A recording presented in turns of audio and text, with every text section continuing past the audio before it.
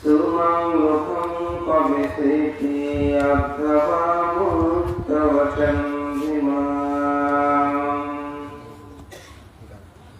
योऽसवस्य सकं जिवेदुस्सिलो असमाहितो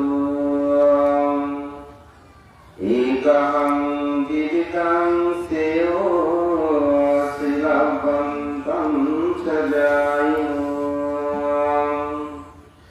एतेन सत्सवब्धेन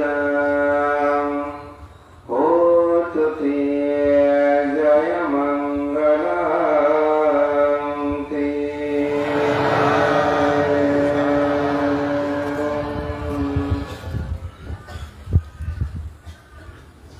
বাঁশখালী কেন্দ্রীয় শিল্প উচ্চায়িত বিহারে অন্যতম রূপকার অধ্যক্ষ বাংলাদেশ সংগ্রাম বৃক্ষ মহাসভার সুদীর্ঘ সমাজ কল্যাণ সচিব বাঁশখালী সংগ্রাম অবশিষ্ট কল্যাণ ট্রাস্টের প্রতিষ্ঠাতা আমার পরম কল্যাণ মিত্র অগ্রজ কর্মবীর শ্রদ্ধেয় দেবমিত্র মহাতর মহোদয়ের অন্তর্ভাষী আমার অত্যন্ত পরম প্রিয় ভাজন প্রয়াত বুদ্ধিপ্রিয় মহোৎসবের উদ্দেশ্যে পুণ্যদানের নিমিত্তে তার সাপ্তাহিক ক্রিয়া উপলক্ষে আয়োজিত আজকের মুহূর্তে বুদ্ধ প্রতিবিম্ব অষ্টপুষ্টা সৎসঙ্গদান এবং জাতি পূজার অনুষ্ঠানে পরমারাধ্য মাননীয় সংঘ প্রধান বাংলাদেশ সংগ্রাম বৃক্ষ মহাসভার মাননীয় উপসংগ্রাজ সধর্মনিধি পরম শ্রদ্ধেয় এই মাটির জন্মজাত সাংঘিক ব্যক্তিত্ব বদন্ত ধর্মদর্শী মহাদেব মহোদয় অনুষ্ঠানে উপস্থিত, যিনি বাংলাদেশে বৃক্ষ পরিবেশগত প্রতিপাদনে বৃক্ষ সংঘকে শিক্ষা প্রদানে সবসময় অগ্রণী ভূমিকা প্রতিপালন করে এই অর্থ অঞ্চলে প্রায় সময় যিনি ধর্মদান করে আমাদের সকলকে কৃতার্থ করেন। দিনাজনতম বিহারের সুযোগ্য অন্যতম রূপকার অধ্যক্ষ বর্ষিয়ান সাংঘিক ব্যক্তিত্ব বাংলাদেশ সংগ্রাম বৃক্ষ মহাসভার প্রাক্তন সহসভাপতি পরম শ্রদ্ধেয় বিনয়শীল ভদন্ত বিনয় পাল মহাতের মহোদয় উপস্থিত, জলদি ধর্মরত্ন বিহারের সুযোগ্য বিহার অধ্যক্ষ পরম শ্রদ্ধেয় ধর্মপাল মহাতের মহোদয় উপস্থিত আছেন, বাঁশখালী বৌদ্ধ সমিতির সুযোগ্য সভাপতি বিশ্ব শিক্ষাবিদ আমার পরম কল্যাণকামী পরম শ্রদ্ধেয় রাহুল প্রিয় মহোৎসবের মহোদয় উপস্থিত, বাংলাদেশ সংগ্রাম বৃক্ষ মহাসভার বিরোধীয় সংগঠনের অন্যতম সদস্য বাংলাদেশ সংগ্রাম বৃক্ষ মহাসভার সুদীর্ঘকাল সমাজে সাংগঠনিক দায়িত্ব প্রতিপালন করেছেন বহু প্রতিষ্ঠানের প্রতিষ্ঠাতা চন্দ্রনাথ বৃক্ষ পরিষদের সুদীর্ঘ সভাপতি এই মাটির জন্মজাত সাংঘিক ব্যক্তিত্ব পরম শ্রদ্ধেয় জ্ঞানরত্ন মহাতের মহোদয় উপস্থিত, সাতকানিয়া বৃক্ষ সমিতির সুদীর্ঘ সভাপতি বাংলাদেশ সংগ্রাম বৃক্ষ মহাসভা কর্তৃক সধর্ম শোভন উপাধিতে ভূষিত কর্মবীর আমার পরম কল্যাণ মিত্র ঢেমসা সাক্ষ্যমণি বিহারের অধ্যক্ষ পরম শ্রদ্ধেয় শিলানন্দ মহাতের মহোদয় উপস্থিত, এই গ্রামে জন্মজাত সাংঘিক ব্যক্তিত্ব সংঘ সেবক পরম শ্রদ্ধেয় দয়ানন্দ মহাতের মহোদয় সত্য, যিনি বাংলাদেশ সংগ্রাম বৃক্ষ মহাসভা কর্তৃক কর্মকীর্তি উপাধিতে ভূষিত এই গ্রামের যেমন সাংঘিক ব্যক্তিত্ব আয়ুষ্মান প্রিয়ভাজন দীপঙ্কর মহস্তবীর সহ এই অনুষ্ঠানের এই আয়োজনের অন্যতম যিনি কর্মবীর পরম শ্রদ্ধেয় দয়ামিত্র মহাতের সহ মহান সঙ্গের প্রতি বিনম্র চিত্তে শ্রদ্ধা অর্ঘ বন্দনা নিবেদন করছি। উপস্থিত আমার পরম জ্ঞাতি উপাসক উপাসিকা দায়িত্ববৃন্দ, আপনাদের সকলের প্রতি মূর্তি চিত্তে পুণ্যদান আশীর্বাদ এবং প্রয়াত বুদ্ধিপ্রিয় মহাতের পালকিক সদ্গতি কামনায় বাংলাদেশ সংগ্রামযুক্ত মহাসভার পক্ষ থেকে এবং আমার ব্যক্তিগত পক্ষ থেকে আশীর্বাদ ও পুণ্যদান করছি। সংগ্রামযুক্ত মহাসভা বাংলাদেশ সংগ্রামযুক্ত মহাসভার পক্ষ থেকে আমি অশেষ কৃতজ্ঞতায় পুণ্যদান করছি পরম শ্রদ্ধেয় কর্মবীর দেবমিত্র মহাশয় মহোদয়কে। একজন সদস্য প্রয়াণে তিনি যে দায়িত্ব প্রতিপালন করে সমস্ত কর্ম সম্পাদনে অগ্রণীয় ভূমিকা প্রতিপালন করেছেন, তাই মহাসভার পক্ষ থেকে শ্রদ্ধেয় মান থেকে পুণ্যদান এবং তার নিয়োগ দীর্ঘ জীবন কামনা করছি। সাধারণত দায়িত্ব থাকার কারণে তার অন্ত্যেষ্টিক্রিয়াতে আমার আশাটা বিঘ্ন ছিল, কিন্তু সেদিন আমাদের বাংলাদেশ সংগ্রামযুক্ত মহাসভার জরুরি সভা আমরা আহ্বান করেছিলাম। বিশেষ করে একটা সমস্যার সমাধান করতে সেদিন আমাদের জরুরি সভাটা হয়। আপনারা জানেন আমাদের গঠনতন্ত্র অনুসারে 24 ঘন্টা পূর্বে জরুরি সভাটা আহ্বান করা যায়। আমরা সেভাবেই আহ্বান করেছি। যেহেতু একটা জটিল বিষয়ের সেদিন সমস্যার সমাধানের রায় প্রদান, যার কারণে আমি কোনো ক্রমে ভারপ্রাপ্ত কাউকে দায়িত্ব দিয়ে সেই কার্যসভা থেকে আসার সুযোগ ছিল না। অত্যন্ত সৌভাগ্য, আমরা যেই কারণে সেদিন আমাদের জরুরি সভা ছিল সেটা সফল হয়েছে। আমাদের শ্রদ্ধেয় অধ্যাপক জ্ঞানরত্ন মহাশয় মহোদয় আমাকে জানালেন এই বিষয়টির মধ্যে আপনি মহাসভার পক্ষ থেকে পুণ্যদান করবেন। জীবনতন বান্ধব একা দায়িত্ব পালন করতে বলেছি। আমাদের শিবিরটি মোটামুটি এখানে সেদিন অনেক বিদ্যুৎ সংঘ হয়েছে। আমাদের শ্রদ্ধেয় কর্মীদের মহোদয়ের নেতৃত্বে এই গ্রামবাসী সকলেই সর্বোচ্চ সহযোগিতায় তার গৃহী জীবনের পরিবারের সকলকে সাথে নিয়ে একটি পুণ্যময় বর্ণাঢ্য অন্ত্যেষ্টিক্রিয়ার মাধ্যমে তার শেষ বিদায় হয়। তার জন্য আমি আপনাদেরও সকলের প্রতি কৃতজ্ঞতা জানিয়ে মহাসভার পক্ষ থেকে পুণ্যদান করছি। আমার পিএইচডি ক্লাবে আসছি এই গ্রামবাসী শ্রদ্ধেয় সহ আমাকে যেভাবে সংগঠিত করেছেন, মহান বিষ্ণু সংঘ আমাকে যেভাবে আশীর্বাদ করেছেন, আমি তার জন্য কৃতজ্ঞতা জানাই। অত্যন্ত বন্দনার সাথে স্মরণ করি সপ্তম সংগ্রাম স্বপ্ন কীর্তি পরম পূর্ণ পুরুষ সেই পরম শ্রদ্ধেয়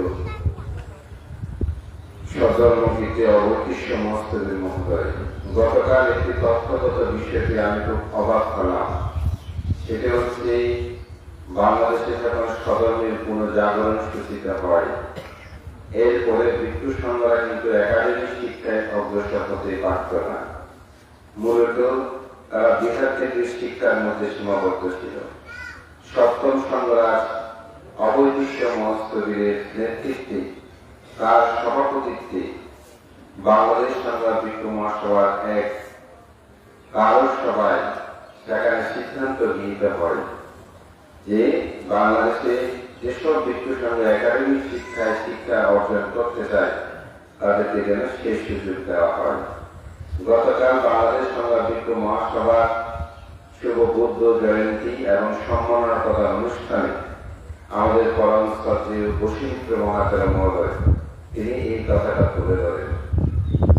এতে বুঝে যায় যে পরম শ্রদ্ধেয় সেই পূর্ণপুরুষ অবৈদিশ্য মহস্তবীর তার নেতৃত্বের কারণে আজকে আমাদের শ্রদ্ধেয় বিনয়পাল ভান্তে যেটা বলেছেন, আমাদের বাংলাদেশে অনেক ভিক্ষু সংঘ তারা কিন্তু একাডেমিক শিক্ষার তারা শিক্ষিত, তারা সকলেই প্রাতিষ্ঠানিক শিক্ষায় শিক্ষিত।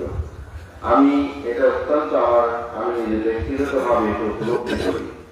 আমাদের অন্যান্য সম্প্রদায়ের অনেক কিন্তু বক্তা আছে, তাদের বক্তব্যগুলো আমরা শুনে অনেক সময় হাস্যকর হয়, কিন্তু আমি আজ পর্যন্ত আমাদের বিশ্ব সমাজের যারা বক্তব্য অনলাইনে বিভিন্ন জায়গায় যায়, এখানে বড়দের বোকাস্ততা, আন্তর্জাতিকতা এবং মোড়লের মতন করে কোনো কথাবার্তা আমি পর্যন্ত কোনো বিশ্ব সমাজের কাছে শুনি নাই। তার কারণটা হচ্ছে আমাদের বিশ্ব সমাজের মধ্যেও কিন্তু তারা একাডেমিক শিক্ষায় অনেকে শিক্ষিত, যার কারণে তাদের বক্তব্যগুলো ধর্মদেশাগুলোর কথাগুলোর মধ্যে যেভাবে হোক মোটামুটি একটি মার্জিততা বিদ্যমান রয়েছে। এটি আমাদের জন্য শিক্ষার একটা বিষয় কিন্তু কাজ করে এবং আমাদের অপর সম্প্রদায়ের অনেক শিক্ষিত মানুষ মনে করে যে আমাদের বিশ্ব সংঘ অত্যন্ত উচ্চ শিক্ষিত এবং তারা একাডেমিক শিক্ষায় তারা অনেকেই সর্বোচ্চ ডিগ্রি লাভ করতে গিয়ে এটা দেখা যায়। পরম পূর্ণপুরুষদের তাই আমি বন্দনার সাথে স্মরণ করছি এই প্রতিষ্ঠানে যিনি সুদীর্ঘকাল অবস্থান করে অনেকেই মনে করেন এই মাটিতেই তিনি জন্মজাত সাংগীতিক সেই পরম স্তরের কর্মবীর জ্ঞানপাল মহোৎসবের মহোদয় আমি অত্যন্ত গভীর শ্রদ্ধায় স্মরণ করি, যে আমার জীবনের পরম আশীর্বাদক, আমার জীবনের সমস্ত প্রাপ্তির পিছনে যার আশীর্বাদ প্রতিনিয়ত বর্ষিত হয়, সে আমার গুরুদেব এই গ্রামেরই জন্মজাত সাংঘিক ব্যক্তিত্ব, শিলঘাটা পরিবার দেয়ালে চেহারাযুক্ত বিনয়শীল বিমুক্তিবাদী পরমস্তী গুরুদেব পর্যন্ত রত্নপ্রিয় মহোদয় ভান্তিকে স্মরণ করে গভীর শ্রদ্ধায় বন্দনা বর্গ নিবেদন করছি এবং আপনারা যে আমাকে সম্মাননা প্রদান করেছেন, আমার যে জেলা সমস্ত আমি আমার সেই গুরুদেবের উদ্দেশ্যে উৎসর্গ করলাম। ধর্মপ্রাণ প্রিয় উপাসিকা বিন্দু, মহাকারণিক তথাগত বুদ্ধের জীবন দর্শনে আপনারা অঙ্গুলিমালের কথা অনেকে শুনেছেন। অঙ্গুলিমাল অরহত্ব লাভের পর তিনি একটি গাথা উচ্চারণ করেছিলেন। তার একটি বিশেষ কারণ ছিল, অঙ্গুলিমাল যখন বুদ্ধের সান্নিধ্যে আসেন তিনি প্রতিদিন পিণ্ডচারণে যেতেন। অনেকে তাকে আঘাত করত, তার পাত্র ভেঙে দিত, অনেকেই তাকে গালিমন্দ করত। কারণ আপনারা জানেন অঙ্গুলিমাল 999 জনের অধিক মানুষ হত্যা করেছেন। যদিও আমরা শাক্যমিত্রের গানের মধ্যে জীবন কথাতে 999 জনের কথা পাই, কিন্তু 13 কথার মধ্যে অঙ্গুলিমালের জীবনে সেখানে বলা হচ্ছে 999 জনের অধিক। তার কারণ তিনি যখন প্রথমেই মানুষ হত্যা করে ডান হাতের ক্ষুষ্ট আঙ্গুলটি সে রেখে দিত গাছের নিচে, সেখানে পোকামাকড় খেয়ে ফেলেছে, কিছু গাছের মধ্যে লটকিয়ে রেখেছে, সেগুলো কাকেরে নিয়ে গেছে। পরবর্তীতে তিনি গলার মধ্যে 999টা আঙ্গুল সে রেখেছে, ওগুলো তার অধিক সে হত্যা করেছে। সর্বশেষ তিনি তার মাকে হত্যা করার জন্য যখন উদ্যত হলেন, সেদিন তথাগত বুদ্ধ সকালেই করুণা সমপস্থিতি আনে দেখলেন যে অঙ্গুলিমালের অরহত্ব লাভের হেতু আছে, যদি সে মাকে হত্যা করে তার এই অরহত্বের লাভের হেতু নষ্ট হয়ে যাবে। তাই বুদ্ধ করুণাবর্ষণ হয়ে এই অঙ্গুলিমালকে রক্ষা করার জন্য গিয়েছিলেন। অঙ্গুলিমাল দূর থেকে প্রথমে মাকে দেখে একটু ইতস্ত হলেন, পরে ভাবছেন না আমাকে গুরুদক্ষিণা দিতে হবে, গুরুদক্ষিণা দিতে প্রয়োজনে মাকে হত্যা করাও কোনো খারাপ দিতে হবে না। এভাবেই সে জ্ঞান শূন্য হয়ে পড়েছিল, যার কারণে মাকে হত্যা করার জন্য সে হস্তেই ঢুকতে শুরু করেছে। ঠিক তার বিপরীত পাশে বুদ্ধ এসে যখন দাঁড়ালেন, তখন আবার মাতার প্রতি তার সেই শ্রদ্ধাবোধ উৎপন্ন হল, না মাকে হত্যা করবো না, এই সন্ন্যাসীকে আমি হত্যা করবো। তো হত্যা করতেই যখন তিনি দৌড়তে শুরু করেন, স্থান তার পরিবর্তন হয় না। তখন সে বলছে, হে সন্ন্যাসী তুমি দাঁড়াও। সন্ন্যাসী বলতে, আমি তো দাঁড়িয়ে আছি, তুমি দাঁড়াও, তুমি স্থির হও। সেই অনেকক্ষণ দূর, কিন্তু বুদ্ধের কাছে সে যেতে পারল না। তো বুদ্ধ বলছেন, আগে নিজেকে তুমি স্থির করো, তবে অপরকে তুমি স্থির দেখতে পাবে।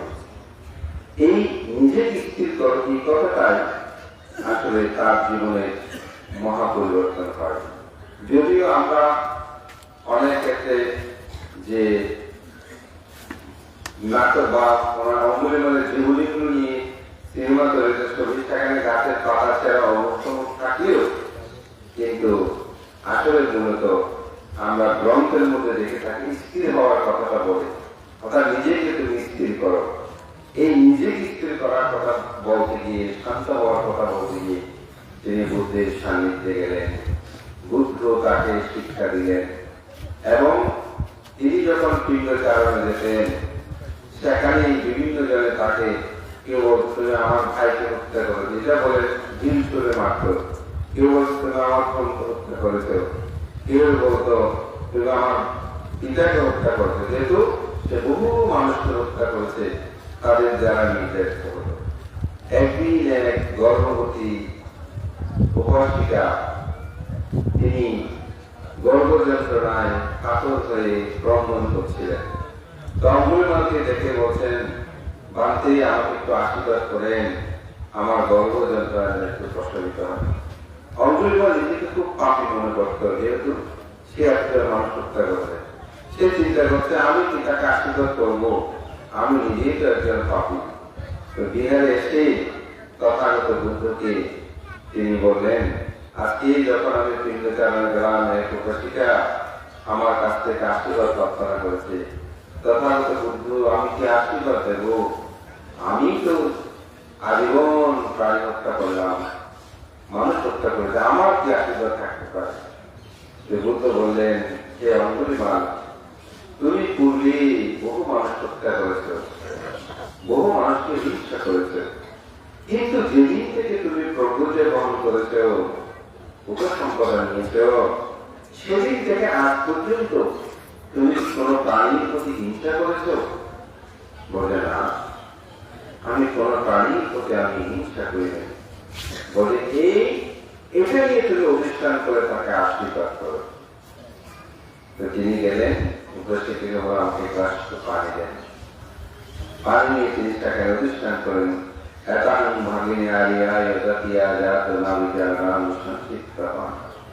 বলছেন যে এটা প্রতিষ্ঠান করে তাকে আমার যে বিকৃত হওয়ার পর থেকে আজীবন এই পর্যন্ত সময় আমি কোনো প্রাণী হত্যা করিনি। এই শক্তির প্রভাবে তার গর্ভ যন্ত্রণা প্রশমিত হোক। তখন এই পানিতে যখন সে পান করল, সত্যি সত্যি তার গর্ভ যন্ত্রণা প্রশমিত হল। তখন তিনি খুব আত্মবিশ্বাসে করেন যে অঙ্গুলিমাল, যে না, আমার তো একটা শত্রু আছে, তাকে এত আঘাত করেছিল, এত অপমান করেছিল, এত গালিমন্দ করেছিল, কিন্তু তার প্রতি তিনি হিংসা করে না। তার জীবনটা এমন ভাবে বিক্ত হওয়ার পরে তিনি অতিবাহিত করেছেন এত সুন্দরভাবে, যার কারণে তিনি বুদ্ধের কাছ থেকে তখন কর্মস্থান গ্রহণ করবেন। আত্মবিশ্বাস করেছে, না আমি তো পাপি নয়। আমাদের মতো অনেক মানুষ হচ্ছে নিজেকে পাপি মনে করে করে অন্তরে তিনি জ্বলতে থাকে। কোন একটা পাপ করলে অনেক সময় অনেক এটা নিয়ে শুধু ভাবতে থাকে, ও আমি এটা করলাম কেন, এটা করলাম কেন, এটা করলাম কেন। আমি বলবো এটা কখনো করবেন না। তবে এটা করলে এই পাপটা আমি আর করবো না, আমি যাহা করেছি শেষ, কিন্তু এটা আমি আর করবো না, এই চেতনাটা রাখবে। কিন্তু ওটাকে নিয়ে বারবার ভাবলে মন যেমন কাঠি দিয়ে নেওয়া চলা করে দুর্গন্ধ বেশি হয়, ঠিক আপনি পাপকে নিয়ে যদি বেশি ভাবেন, এটা পাপটা আরো প্রবৃত্তি হোক ওর মলের মতো, যার কারণে এটা যেখানে আছে ওখানেই থাক, আমি তবে আরো পাপ করবো সেটা না, আর আমি পাপ কর্মটা করবো না, এরকম চেতনা। তো অঙ্গুলিমালের যখন বোধ জ্ঞান হচ্ছে না আমারও তো একটা পুণ্য আছে বা আমি আছে, বুদ্ধ তাকে কর্মস্থান দিলেন। এই কর্মস্থান লাভ করার পর তিনি আত্মসাধনে নিমগ্ন হয়ে অচিরেই তিনি অরহত্ব মার্গ জ্ঞান লাভ করলেন। তখনই তিনি বুদ্ধকে এই উদাহরণ গাথা বাসন করেছিলেন, ইউ সপুত্র কমুচিত্বা পাশ্চাত্য কমাচতি সোমান লোকান পাবে সেটি আত্মা মুক্ত বাসন্না। এখানেই বলছেন পূর্বের প্রমুক্ত থেকে যিনি পরে অপ্রমুক্ত হন, মেঘমুক্ত চন্দ্রের জ্ঞান সমগ্র জগৎকে তিনি আলোকিত করেন। বুদ্ধ এই কথাটা বলেছিলেন এই কারণেই, কারণ অঙ্গুলিমাল পূর্বে প্রমুক্ত থাকলেও পরে তিনি অপ্রমুক্ত হয়ে তিনি এই জগৎকে আলোকিত করেছেন না। এখন আমরা অঙ্গুলিমালের জীবন থেকে শিক্ষা গ্রহণ করি না, এখন তিনি তার জীবন দর্শন দিয়ে এই সমাজকে পরিবর্তন হচ্ছে না, অবশ্যই হচ্ছে। অর্থাৎ আমি এই কথাটা এই জন্য বলছি, আমাদের দুই প্রিয় মহাত্মী তিনি সংসার জীবন গঠন প্রমুখ ছিলেন, সেখানে তার জীবন অতিবাহিত করেছেন, কিন্তু একটি সময় তিনি সেটা পরিত্যাগ করে তিনি অপ্রমুক্ত ভাবে জীবন অতিবাহিত করার নিমিত্তে তিনি সংসারের সব কিছু দিয়ে ভিক্ষু জীবন গ্রহণ করেছিলেন। আমি ওনাকে খুব কাছ থেকে দেখা আমার সৌভাগ্য হয়েছে। ভাবতে কেন, ওনার একজন সন্তান খোকন বড়ুয়া, তিনি সুদীর্ঘকাল সময় ট্রান্সপোর্টে অবস্থান করেন। তো উনি প্রায় সময় চিকিৎসার কারণে আমাদের ট্রান্সপোর্টে যেতেন, ওখান থেকে তিনি চিকিৎসা করা করতেন এবং তার সন্তানও তাকে দেখত। আমার একটা সবচেয়ে ভালো লাগার কথা, আমার জানা মতো তিনি কোনোদিন তার ছেলের বাসায় থাকেন, রোগ হোক সুখ হোক তিনি বিহারে থাকতেন। এবং আমরা সাধারণত বয়োবৃদ্ধকালে যারা মৃত্যু হয় প্রায় ক্ষেত্রে তারা তাদের দিন জীবনের কথাগুলো আমরা যেটা গল্প বলি, এগুলো করে আমার ছেলে এমন ছিল, অমুক ছিল, সমুক ছিল, আমি বিয়ের জন্য এই করে দিচ্ছি, এই করেছি, কি মেরেছি, টুটি মেরেছি, এগুলো অনেকে গল্প করতে আমরা অনেক সময় শুনি। তারপরে একটা অহংবোধ থাকে, আমি মৃত্যু জীবনের কথা হলেও বয়সে কিন্তু আমি অনেক বড়, এগুলো অনেক মৃত্যু কিন্তু আমাদেরকে বলতে পারবে আমি বয়সে বড় হলেও কিন্তু কথা বড় হলো, কিন্তু বয়সের কথা আপনি আমার নাতির সমান, মানে আমার ভুলেতে চায় একটা এরকম অহংবোধ কিন্তু অনেক সময় বয়োবৃদ্ধ যারা মৃত্যু হয় ওদের মধ্যে জিনিসটা কাজ করে। এবং আমি মুখ থাকতে করেছি, সমুখ করেছি, এগুলো নিয়ে একটু আস্ফলন করে। কিন্তু বুদ্ধ শাসনে আসলে তো আসলে এগুলো এখানে কোনো বুঝবেন, এখানে স্ত্রী এটি হচ্ছে সবচেয়ে বড়, যিনি আগে আসবেন তিনি অগ্রগত হবে, এটা আমাদের আগ্রহী সূত্রের মধ্যে এটা স্পষ্ট উল্লেখ আছে। তো আমি এই বুদ্ধিপ্রিয় মহাত্মে আমি দেখেছি তিনি কোনোদিন এই বিষয়গুলো নিয়ে কোনোদিন আলাপ আলোচনা করতেন না এবং বিনয়শীল জীবনযাপন করতেন। এটা সত্য, তিনি কথা বলতেন খুব কম, এমনকি আমাদের ওখানে ছোট শ্রমণ বিজ্ঞ আছে তাদের সাথে উনি মিশে যান, অনেক ভিতরে মিশতে পারে না, কোনো আমাদের সাথে মিশতেন। অনেক সময় আমরা যেটা সত্যি দেখি গর্বিত যারা জিনিসপত্র এসে নিয়ে ছেলের ওখানে মুখে ওখানে যায়, আমি জীবনে সেটা দেখি নাই, যেটা সত্য কথা। এখানে প্রশংসা এটাকে শিক্ষার দরকার সে অর্থে আমি বলছি। এবং কোথায় ভাবনা হবে কিছু হলে তিনি সেখানে গিয়ে ভাবনা করতেন। আজকে একজনকে খুব স্মরণ করতে হয়, আমার গুরু ভাতা, যিনি কাশিমপুর বিজয়ারাম বিহারে থাকতেন, তিনি প্রয়াত হয়েছেন শ্রদ্ধেয় সূর্যানন্দ মহাদেব।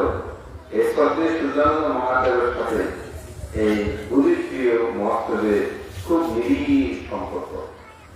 জীবনের শেষ সময় যেমন আমাদের শ্রদ্ধেয় দেবমিত্র গ্রন্থের বাইরে তিনি কথা বলবেন না, ঠিক এখানে আসার পূর্বে আমার গুরু ভাতা সুদানন্দ মহাস্তরের বাইরে তিনি কথা বলতেন। কোন একটা কথা বললেন, বললে উনি কি বলে আমি এটা শুনবো। আমিও কোনো সময় যদি বলতাম কাজে সমাধান জায়গা থেকে যায় বাঁধতে থাকতে পারবো না, তাই বললাম যে বাঁধ থেকে করে দেবো, আমি বলবো না না তো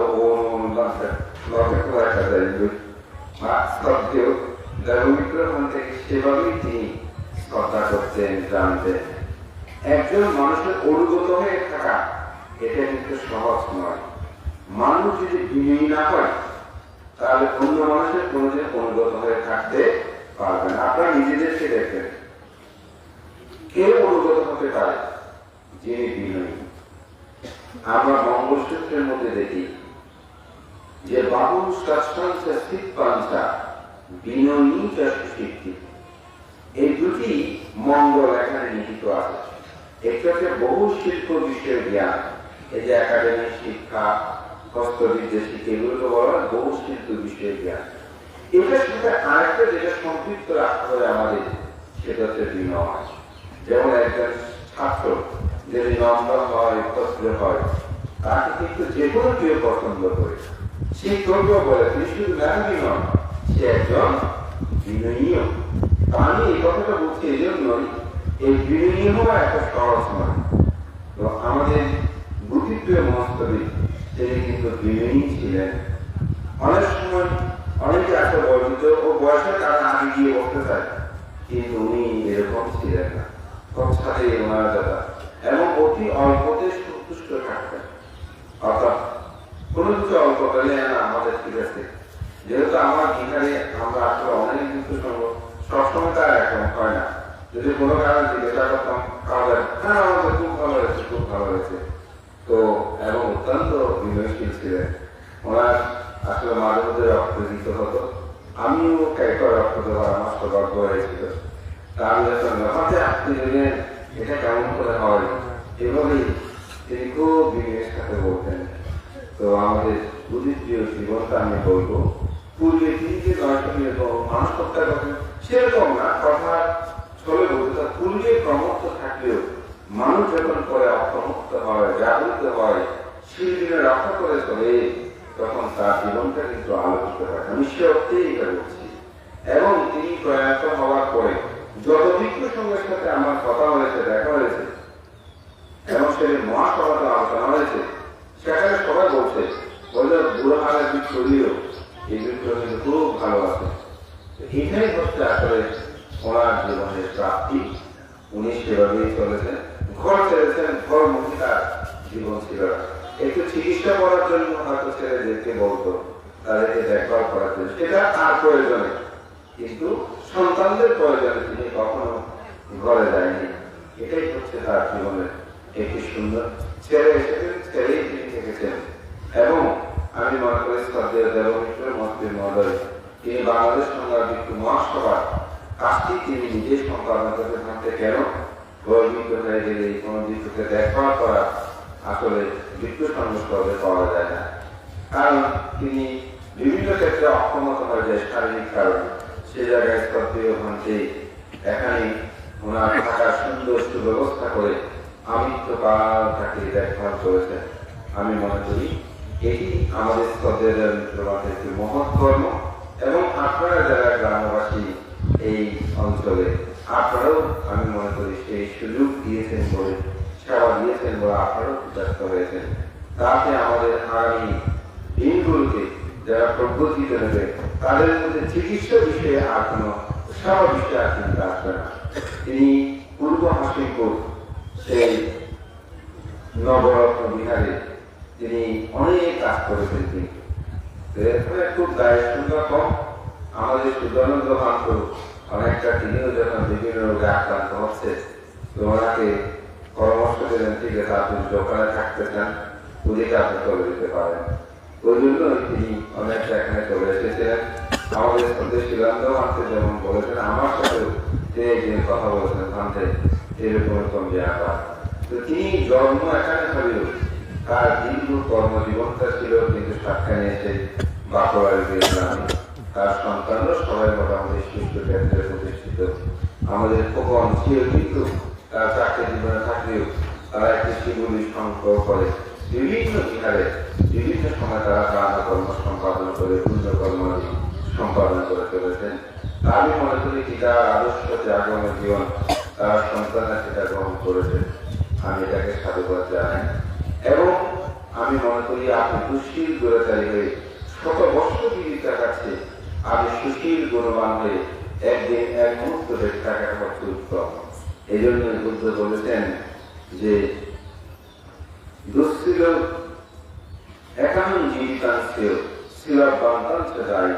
যদি আপনি দুঃশীল দূরাচারী শত বর্ষ বেঁচে থাকেন, তার চেয়ে যদি সুশীল হয়ে অল্পদিন অল্পক্ষণ বেঁচে থাকেন, সেই জীবনটা হয় শ্রেষ্ঠতর।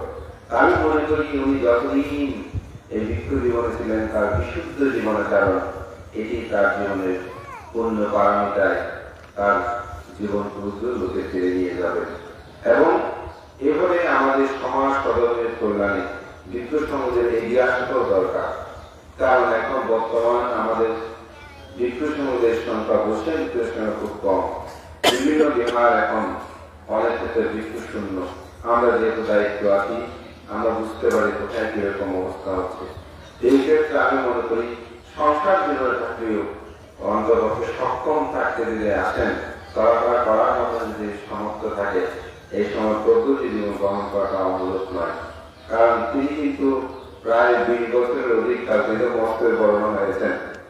অনেক সময় কিন্তু তিনি এই শাসক কর্মের জন্য কল্যাণে তিনি নিজেকে নিবেদিত করতে পেরেছেন। তা আমি পুণ্যদান করি, আমার একটা দায়িত্ব ছিল, কর্তব্য ছিল। ব্যক্তিগত ভাবেও আমার তিনি অত্যন্ত প্রিয় ভাগ ছিলেন। প্রায় সময় আমাদের ঠাকুরমণি বিহারে গেলে তিনি আমার সাথে দেখা করতেন। আমার তো খুব ব্যস্ত থাকতো। অনেক সময় সকালে যখন খুব ভোরে উঠতাম, উঠে বন্ধা দিয়ে ওনাকে করছি, তো কখন আসতেন, কত আমাদের কাজকে রাত্রে এসেছি, আমি তো অনুযায়ী গিয়েছিলাম, ওখান থেকে কাজ করতে সময় আমি শুয়ে পড়ে। আমাদের ভিক্ষু সংঘ ওনাকে খুব পছন্দ করতো, উনি মিলে থাকতে পারতো, জেনে সৃষ্টি কথা। তোমার প্রাণের কথা অনেক কিছু নেই, কেউ ভাবছে ওখান থেকে এখানে আসতো ওখান থেকে। তো কিছু সময় উনি অসুস্থতা বিষয়ে মাঝখানে কিছু সময় আসলে তেমন বেঁচে যেতে পারতো না। তো আমি ওনাকে পুণ্যদান করি, ওনার জীবনটা সুখময়, উনি দেখেন ধন্য এই পুণ্য সেবা করে সুখী লাভ করুন। আজকের এই মহান সভায় মহান সংঘকে পুণ্যদান করছি, মহাসভাকে বন্দনা জানাচ্ছি এবং ওনাকে বাংলাদেশ সংঘাতিক মহাসভার পক্ষ থেকে পুনর্নিবেদন করি। আমরা যেন তার আদর্শ জীবনটাকে গ্রহণ করি, তার থেকে যেন আমরা শিক্ষা গ্রহণ করি। তিনি যেমন শিরময় গুণময় জীবনযাপন করেছেন, আমরাও যতদিন বেঁচে থাকি যেন আমাদের জীবনটা সুন্দরভাবে সার্থক হয়। আমি এই প্রত্যয়ে আপনাদের সকলের কাছে প্রত্যাশা করছি। কারণ এই দুর্লভ মানব জীবন এটিকে যেমন তেমন করে আসলে অতিবাহিত করা জীবন নয়। একটা জীবনকে সুন্দর শৃঙ্খল ভাবে গঠন করতে হলে বুদ্ধের আদর্শ শিক্ষা অবশ্যই প্রয়োজন। যদি বুদ্ধের আদর্শ শিক্ষা যথাযথ হয়, তবে তার জীবনটা প্রস্ফুটিত হয়। আমি মনে করি তিনি এই জীবনে থাকলেও সেটা পরিত্যাগ করে তিনি যখন এই ভিক্ষু জীবন গ্রহণ করেছেন, তখন তার জীবনটাকে তিনি সেভাবে গঠন করেছেন বলে আজকে তিনি আলোচিত হয়েছেন। তার বদৌলতে রামগুরু তিনি বিভিন্ন ক্ষেত্রে উন্নয়নে দান করার জন্য শ্রেষ্ঠ রেখেছেন। আমাদের শ্রদ্ধেয় কর্মবীর মহোদয় বলেছেন, আমি যখন ঘুমিয়ে পড়ে বসি তখন উনি আমাকে টাকা দিয়ে দিয়েছিলেন, আমি গ্রহণ করিনি। তবে সংবাদ অবশিষ্ট আমাদের কল্যাণ কাজকেও তিনি 1 লক্ষ টাকা দান করেছেন। অর্থাৎ আপনারা যারা দান দিয়েছেন সেগুলো তিনি সমাজ সদনের দিকে দান করে দিয়েছেন। এরকম একজন নিবেদিত ভিক্ষু আমাদের সমাজ থেকে হারিয়ে যাওয়া অবশ্যই আমাদের জন্য অপূরণীয় প্রতিষ্ঠা দিতে হয়। কিন্তু জগৎ সত্য, সকল মৃত্যু সকল কিছু একদিন অনিত্যের সেই জীবনে ডুবে যায় এবং তার কর্মকীর্তি মানুষের মধ্যে রয়ে যায়। সুতরাং এমন জীবনটা আমাদেরকে গঠন করতে হবে যেন মানুষের কাছে সেটা বরণীয় হয়। তাই বিখ্যাত সেই দেশবন্ধু চিত্তরঞ্জন যখন মৃত্যুবরণ করে, তখন কবি রবীন্দ্রনাথ সেখানে গিয়ে তার দুটি লাইনে শ্রদ্ধা জানিয়েছিলেন। সেখানেই তিনি লিখেছিলেন, সেই ধন্য নরকলে লোকে যার নাহি বলে মনের মন্দিরে নিত্য সেবা সর্বজন। এই লাইনটি দিয়ে রবীন্দ্রনাথ দেশবন্ধু চিত্তরঞ্জনকে শ্রদ্ধা জানিয়েছিলেন, যা এখনো আসছে স্মরণীয় বর্ণীয়। সেজন্য আমি বলবো যে মানুষের জীবনটা ধন্য করতে হবে, মানুষের জীবনটা সুন্দর করতে হবে, তাকে অবশ্যই অপরের জন্য জীবনটাকে ত্যাগ করতে হবে। সেই ত্যাগমূল্যটা বুদ্ধের ধর্ম দর্শনে আমরা দশবিধ কুশলের মধ্যে সেখানে দেখতে পাই। গান, শীল, ভাবনা, সেবা, সম্মান, পুণ্যদান, পুণ্য অনুমোদন, ধর্মশ্রবণ, ধর্মদর্শনায়জন, দৃষ্টিবিধি, এটাকে বলা হয় দশবিধ কুশল কর্ম। এই দশবিধ কুশল কর্ম যারা সম্পাদন করে তাদের জীবনটা হয় পুষ্পিত, তাদের জীবনটা হয় সুন্দর। তাই একজন মানুষের দিক করে ত্যাগতা জীবন মানুষকে মূল্যায়ন করে। আজকে যদি এই বুদ্ধিপ্রিয় মস্তরী তিনি যদি জীবন থাকতেন, আজীবন নিজের জন্য সবকিছু ভেবে রাখতেন, তাহলে সে কিন্তু এভাবে পুষ্করিত হতো না। আমিও মহাসভার পক্ষ থেকে আসতাম না, কোথাও নয় তার বিবিধ চালিয়ে বলা হয়েছে, কিন্তু তার ত্যাগদিত্যতা আমাদের সকলকে মহিমান্বিত করেছেন। তার প্রতি পুণ্যদানটা আমাদের দায়িত্ব কর্তব্য করে। আজকে আমাদের মহাসভার সভাপতি শ্রদ্ধেয় প্রকারানন্দ ভান্তের জন্মদিন উৎসব করতে ভান্তের সাথে কাজে কথা বলছিলাম, মা বলতে তুমি যাবে না, এখন ভাবতে এই ব্যাপার, মা বলতে ঠিক আছে তুমি দায়িত্বটা পালন করো, মহাসভার পক্ষ থেকে তুমি একটু পুণ্যদান করো, আমার এখানে অসুবিধা নেই, ওখানে যাওয়াটা অত্যন্ত জরুরি। তা আমি এটাই এই জন্যই বলছি যে একজন মানুষ যদি তার জীবনকে সুশৃঙ্খল ভাবে গঠন করে, সুন্দরভাবে গঠন করে, তাহলে সে মানুষ সবার কাছে সমাজে এই থেকে আমরা যেন শিক্ষা গ্রহণ করি, আমরা ধর্মময় জীবনযাপন করি। একজন গৃহী হলে তিনি পক্ষে পঞ্চশীলের প্রতি পালন করে এবং এই পঞ্চশীল রক্ষা করে যদি জীবনটাকে অতিবাহিত করা যায়, এটা অত্যন্ত সুন্দর হয়। অত্যন্ত দুর্ভাগ্য আমরা বুদ্ধের এমন সুদুর্লভ ধর্ম লাভ করি, আমরা আমাদের জীবনটাকে সুখী করতে পারছি না। আমাদের পরম সত্যের সাধারণ গণতন্ত্রের একটা কথা আমার খুব হৃদয়ে দাগ কাটে। তিনি বলতেন, চাকমা মারমা বলবার কেন যে হোক না কেন, 1 বছর 2 বছর 3 বছর শুধু সন্দেহটা পালন করলে গড়ের মধ্যে টাকা পয়সা অর্থবিত্ত কোনো কিছুর অভাব হবে না, শান্তির অভাব হবে না। ওনার এই কথাটা আমি খুব ভাবতাম। আমি এটা পর্যালোচনা করে দেখলাম, আসলে প্রকৃত ভাবে একজন মানুষ যে অন্তপক্ষে পঞ্চশীলটা পালন করে একটা পরিবারে, সেই পরিবারে কিন্তু ছেলে, মেয়ে, স্ত্রী, পুত্র, কন্যা, তাদের মধ্যে কোন সমস্যা হবে বলে আমি মনে করি না। আমাদের জীবনগুলো সুখের হচ্ছে না কেন? যার প্রধান কারণ হচ্ছে শিলময় জীবন যাপনের অভাব। এগুলো থেকে আমরা কষ্টটাকে দূরে থাকি, যার কারণে আমাদের জীবনগুলো সুখময় হচ্ছে না। তো আমি প্রত্যাশা করবো আপনারা যারা সেখানে সমবেত হয়েছেন, অন্তপক্ষে পরিবারের পঞ্চশীল পালন করবেন, সকাল সন্ধ্যা একটু বন্দনা করবেন। এটা একটা পরিবারের মধ্যে শৃঙ্খলা নিয়ে আসে এবং যথাসাধ্য অনুসারে একটু ভাবনা করবেন, সেটা 5 মিনিট হোক 10 মিনিট হোক। অত্যন্ত সৌভাগ্য এখানে আমাদের সাথে বাসকারী কেন্দ্রীয় সেতুতে তথ্য দেওয়ার প্রায় সময় বাঁধতে ভাবনার আয়োজন করে। এটা অত্যন্ত একটা গুরুত্বপূর্ণ। অন্তপক্ষে একটা কোর্স আপনারা করে বাঁধটির মধ্যে এখানে একদিনের কোর্সও বাঁধতে চালু করেছেন, যাতে যারা ব্যস্ত থাকে হয়তো 7 দিন অথবা 10 দিন আপনারা ভ্রমণ করতে পারেন না, তো একদিনে একটা যদি আপনি কোর্স নেন, দেখবেন আপনি যখন মানসিক কষ্ট পাবেন একটু ধ্যানে বসবে, দেখবেন মনটা আপনার ভালো হয়ে যাবে। ধ্যানে জ্ঞান বাড়ে, ধ্যানের প্রশান্তি বাড়ে। আমরা তার বুদ্ধের শিক্ষাগুলোকে আমরা এখনো পূজা তার মধ্যে রেখে দিয়েছি।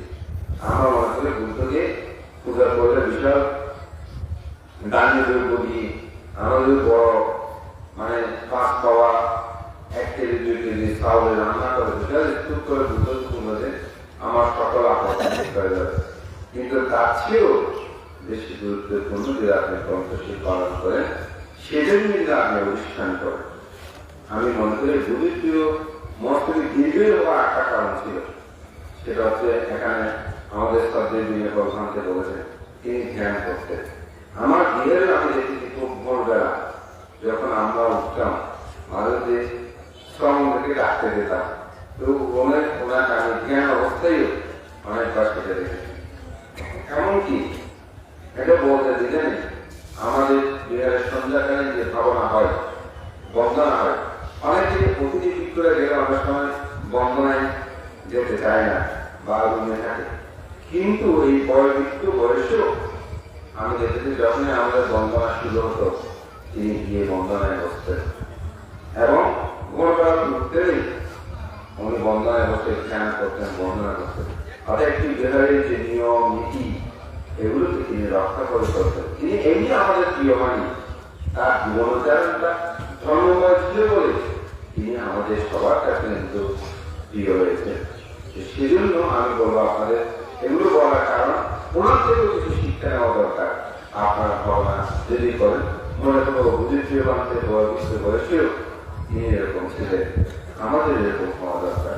সত্যি কথা বলতে সঙ্গের দায়িত্বে আসার পরে হয়তো মাঝে মধ্যে কিছু কথা বলতে হয়। আমাদের মধ্যে এমন সকাল সন্ধ্যা বন্দনা ঠিক মতো করে কিনা ভিক্ষু সঙ্গদের এগুলো বিষয় নিয়ে ভাবা উচিত। আপনি ভিক্ষু, সুতরাং সকাল সন্ধ্যা বন্দনাদি কর্ম, ভোরবেলায় সূর্য ত্যাগ করা, এগুলো কর্তব্য। আমি মাঝে মধ্যে কিছু জায়গায় কথা শুনে খুব অবাক করি। বৌমার 3-4টা বাজে থেকে উঠে এই বন্দনা সূর্য সাথে একটা প্রার্থনা পাঠ এগুলো করে আমাদের যখন ব্যক্ত করে যে বাড়তে এরকম আমি অবাক হয়ে যাই। দায়িত্বের মধ্যে এরকম আছে, রাতের কর্মব্যবস্থা শেষ করে দিনের কর্মব্যবস্থা শেষ করে রাতের গভীরে 1 ঘন্টা 2 ঘন্টা ধ্যান করে এমন অনেক কিন্তু আছে। সুতরাং আমি বিক্ষ হয়েছি বলে যে আমি মুক্তি পেয়ে যাবো তা কিন্তু না। আমি যতক্ষণ আত্মপ্রচেষ্টা না করি, আত্মসাধনা না করি, আমার পক্ষে মুক্তি লাভ করা সেটা সম্ভব হবে না। সেজন্য এই গুরুপ্রিয় মহোৎসব থেকে শিক্ষা নেওয়া উচিত। আমরা মৃত্যু সংগ্রহ শিক্ষা নিতে পারি তিনি কিভাবে ত্যাগময় জীবন যাপন করেছেন, তার জীবনটা তিনি প্রস্ফুটিত করেছেন। তিনি যদিও তিনি বৃদ্ধ বয়সে ওনার 20-22-23 বছর এটা বৃদ্ধ বয়সটা পাওয়া যায় না, যে সময় তিনি এসেছেন মৃত্যু জীবন অতিবাহিত করেছেন। সুতরাং আমি তার প্রতি মহাত্মার পক্ষ থেকে পুণ্যদান করি, আরো মহান সৌন্দর্যের পুণ্যদান বর্ণনা জানাচ্ছি। পরিশেষান্তে বলতে চাই, আপনাদের এই মাটি অত্যন্ত উর্বর গর্ব। আমাদের বাংলাদেশ সংগ্রামিক মহাসভার পক্ষ থেকে আমরা 8 জনকে সম্মাননা প্রদান করি। অত্যন্ত এটা কাকতালীয় করে আমরা নির্বাচন করার পর দেখলাম তারা কিন্তু যার যার এলাকায় কারণে তারা কর্মক্ষেত্রের কারণে তারা সেগুলো লাভ করেছেন। ওনার জন্মবাসের সেজন্য তিনি বলি দিয়েছেন কিন্তু তাদের কর্মক্ষেত্রে তারা সেই উপাধিগুলো লাভ করেছেন। পরে আমরা দেখলাম যে এখানে এই শিল্পের মধ্যে 4 জন আমাদের উপস্থাপক খুব সুন্দর করে সে কথা বলেছেন, ওনাকে ধন্যবাদ জানাই আমাদের অমিতকে যে তিনি হিসাব করে রেখেছেন। আমাদের পরমস্থানীয় শিলৌকিক মহোদয় যিনি জ্ঞান ও কীর্তি উপাধিতে উপস্থিত হয়েছেন, উনি কিন্তু সুদীর্ঘকাল কর্মজীবন হচ্ছে অর্থাৎ ধর্মময় জীবন হচ্ছে চন্দ্রনেশী। সেখানে তিনি সে কারণে সেটা তিনি লাভ করেছেন। তিনি চন্দ্রনেশী উপজেলার সম্পাদক ছিলেন, তিনি সেটা লাভ করেছেন। এবং আমাদের পরমস্থানীয় লোকপ্রিয় মহোদয় তিনি উত্তর পূর্বাঞ্চল সংস্কৃতি বিহারে সুদীর্ঘকাল অবস্থান করেছেন। এই বিহারটা এখন তিনি 2বার পুনর্নির্মাণ করছেন। শুধু তা নয়, শ্রদ্ধেয় ভান্তে আমাদের সবচেয়ে লড়া বিক্ষোভ সমিতির কার্যকরী পরিষদের তিনি কার্যকরী সভাপতি ছিলেন। বিহারপুর নবরত্ন বিহার, এই বিহারটা নদীর ভাঙনে 2বার ভেঙেছে। এই 2বার নির্মাণে তিনি অবদান রেখেছেন। আমার জীবনে বিক্ষোভ হওয়ার পর প্রথম আমি 1 বস্তা সেমিক দান করেছিলাম বান্ধের উদ্বুদ্ধ করতে। আমি নতুন দিক করে আমার দুর্ভাগ্যের সাথে মাত্র মাঝখানে কল ঘুরতে তো বান্ধে এখানে বলছে যে আপনার বিদ্যুৎ সংগ্রহ এটা হচ্ছে দক্ষিণ পূর্ব মহাবতী বিহার, আমার এখনো মনে আছে। বান তখন বলতেছেন যে আপনারা সবাই বিদ্যুৎ সংগ্রহ একটু দান দেবেন, এই বিহারটা নির্মাণ করতে হবে। তা আমি বান্ধের সাথে যা দক্ষিণে পেয়েছি তার আমি 1 বস্তা দান দেবো, ওটা আমার এখনো মনে আছে। এরকম ভাবে ওখান থেকে সেই শাসন সচনের জন্য কিন্তু কাজ করেছে। হয়তো অনেকে জানে না আমি যখন প্রস্তাবনা রাখছি আমাদের মনোনয়ন বলে কিন্তু আপনি কোন কারণে কাকে টিকা দেবেন এটা একটু দেখতে করতে হবে, মানে আপনি কেন প্রস্তাবনাটা দিচ্ছেন।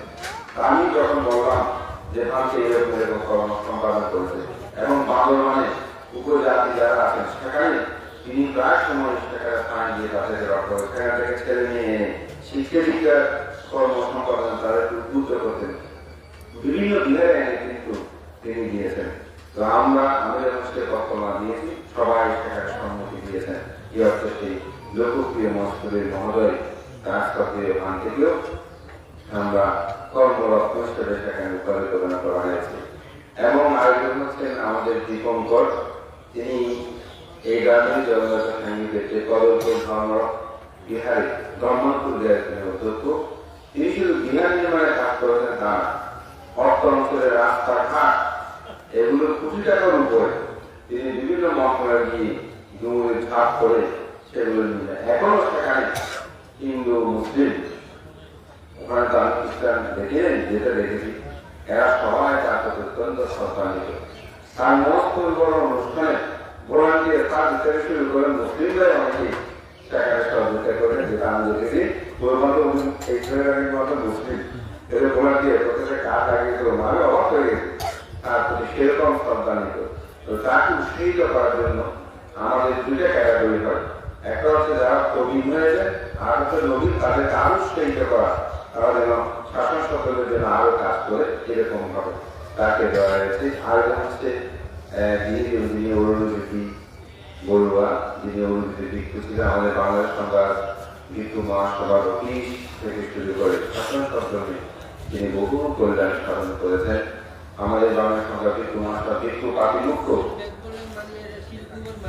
তাদের কর্মগতভাবে কিন্তু তারা কর্মগতভাবে কিন্তু তারা অন্যান্য জায়গায় তারা প্রতিষ্ঠিত, যার কারণে আমি বলবো যে তারা যেভাবে শাসন সরকারের কল্যাণ সাধন করেছেন এটাই তাদের প্রাপ্য।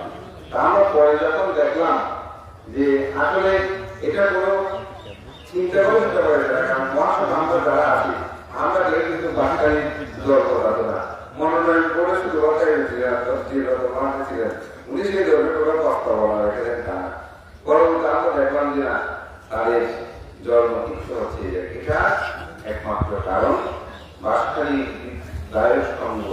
এটা আমি ব্যক্তিগত উপলব্ধি থেকে ওনারা বিদ্যুৎ সঙ্গের প্রতি অত্যন্ত শ্রদ্ধাশীল এবং মা বাবা যদি শীলবান হয় গুণবান হয় সেখানে পূর্ণবান সত্তার আবির্ভাব হয়।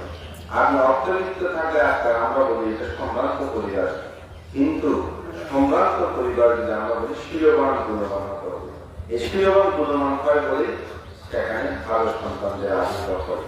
এখানে আমরা তিনজন সাংঘিক আমাদের এখন 14 জন সংগ্রামের মধ্যে 3 জন সংগ্রামের জগৎ এখানে এবং প্রাণবুদ্ধিকে মহাপন্ডিত যিনি যার কথা এখনো স্মরণ করেছে, গতকালকেও আমাদের মহাসভার সভাটা আমরা স্মরণ করেছি সেই সর্বমিত্র অবৈকৃষ্ট মহাশয়, যিনি এই অঞ্চলকে আলোচিত করেছেন, যিনি পূর্ণচার কর্মচারী চন্দ্রমোহন মস্তবীরের জীবন অবসান দেখে তিনি আবার প্রভুদের ধর্ম গ্রহণ করেছিলেন।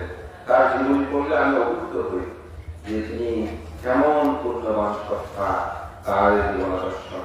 তো আমি সেজন্য বলবো তার মা যেমন প্রার্থনা করছিলেন 7 বছর বয়সে পানিতে পড়ে আমার ছেলে যদি জীবিত হয় আমি বুদ্ধ শাসন দান করবো, দানও করেছিলেন, কিন্তু তিনি আবার ফিরে এসেছিলেন জীবনে। কিন্তু আচার্য পূর্ণচার ধর্মধারী চন্দ্রমোহন সমস্ত জীবন গাথা রেখে তার খ্যাতি দশ দেখে তার পুজো দেখে তিনি আবার তার কাছে প্রকৃতির ধর্ম গ্রহণ করেছিলেন। সুতরাং সে মহান পূর্ণ সত্তার উত্তরস্বরী আমরা যারা বিশ্ব সংঘ, আপনারা যারা গৃহ সংঘ, আমরা যেন সে আবশ্যক পালন করি। যাক, আমার কথা নিয়ে না করে পরিশেষান্তে আমি মহাসভাপতি প্রাপ্ত 4 জনের কথা এখানে জন্য উপস্থাপনা করেছি। এটা নিয়ে যেন আমরা গৌরব করতে পারি, গর্ব করতে পারি। আমাদের সদের দুর্গন্ধের তো বলে ফেলছে স্বাভাবিক এটা এক জায়গা থেকে এভাবে এগুলো কেমন করে আসলো। আমরা বইয়ের মধ্যে দেখলাম যে আসলে ওদের কর্মকীর্তির কারণে আমরা দিয়েছি, ওদের সবার জন্মস্থান এই জায়গায়। এটা আমরা প্রথমে আমরা নিজেরাই আমাদের বুঝতে পারিনি, পরে যখন তাদের এটাই হচ্ছে আমাদের মহাসভা, যে আমরা কখনো ফুল কিনারা এগুলো নিয়ে কোনো আমাদের চিন্তা নেই। যিনি কর্ম করবেন, কাজ করবেন, তিনি সম্মানিত হবেন। আমাদের জন্য থাকেন কোথায় বিরাজুলিতে, কিন্তু এখানে যে কোনো অনুষ্ঠান বলে ওনাকে আমাদের সব দেওয়ার আগে আমার মনে আনবেন কেন? ভান্তের বিনয়, ভান্তের বিনয়াচরণ, ভান্তের কথা আমাদের তো পাওয়া যেমন যে কোনো ওয়াইফ করে আমরা ওদের জন্য দরকার থেকে যেন ওখানে চাইলে ভালো হবে। মাতা আমাদেরকে স্নেহ দিয়ে, হাসি দিয়ে, আনন্দ দিয়ে তিনি দিনের কর্মগুলো সম্পাদন সবসময় সচেষ্ট থাকেন। যাই হোক, আমি মহান সঙ্গের প্রতি বন্দনা জানাই, আপনাদের সকলেই স্মৃতি কামনা করি। সে প্রয়াত বুদ্ধিপ্রিয় মহস্তবীরের প্রতি পুণ্যদান করে আমাদের পরমস্তবীর কর্মবীর জগমিত্র মহস্তের মহোদয় এই গ্রাম, এই অঞ্চলটি জগৎকে রক্ষা করে চলেছেন। তিনি আরো নিয়োগ হোক এই প্রত্যয় ব্যক্ত করে আমার আজকে আপনার যেভাবে সম্মানিত করেছেন, আমি বলছি এটা আমার নয়, এটা আপনাদের। প্রশান্তের রবীন্দ্রনাথের সে কথাটা বলি, মোর নাম এই বলে জ্ঞাত তো আমি তোমাদের এলো, এই প্রত্যয় ব্যক্ত করে আমার নাতি দিদির ধর্ম কথা কৃতজ্ঞতা এখানে শ্রেষ্ঠ জগতের সকল